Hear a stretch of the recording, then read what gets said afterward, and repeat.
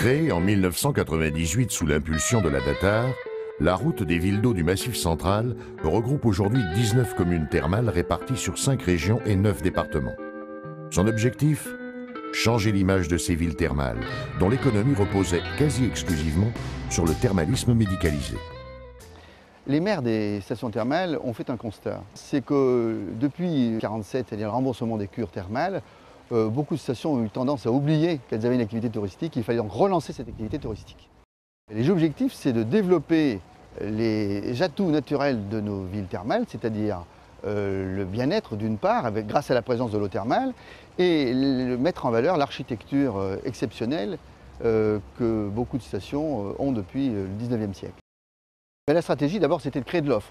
Et pour ça, nous avons accompagné les porteurs de projets, en l'occurrence les maires. Nous sommes efforcés de les accompagner dans leur stratégie de développement. Et c'est donc, depuis ces 10 dernières années, une dizaine de projets de bien-être que nous avons pu créer dans les stations thermales. Il a fallu ensuite mettre en marché. Aujourd'hui, c'est chose faite, puisque sur le marché national, c'est 250 produits revendus par une cinquantaine de tours opérateurs. C'est un résultat tout à fait encourageant et qui nous amène à la prochaine étape, c'est la conquête du marché européen. Montrond-les-Bains, dont le centre thermoludique a ouvert il y a quelques mois seulement, s'inscrit pleinement dans cette démarche.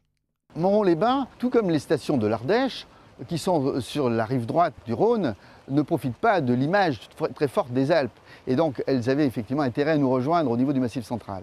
Et je pense que l'équipement des Iléades est tout à fait emblématique de notre démarche et permettra de conquérir des nouvelles clientèles pour la ville.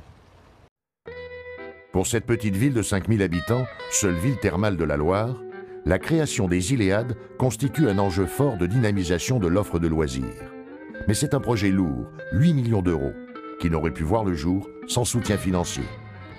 Soutien du Massif central, mais aussi de la région avec le plan thermal régional et du département avec une action au niveau de la SEM, signifiant que le bâtiment est aussi un équipement touristique structurant du département. Ce soutien financier a permis de dynamiser et de crédibiliser auprès des autres partenaires financiers ce projet, puisque la majorité des sommes ont été empruntées en dehors des subventions.